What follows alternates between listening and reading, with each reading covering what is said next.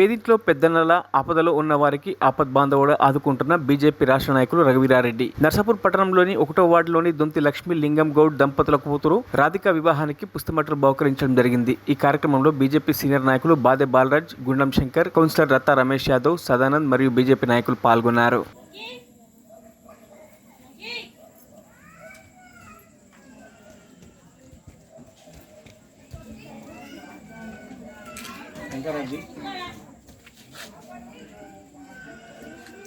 చేయడం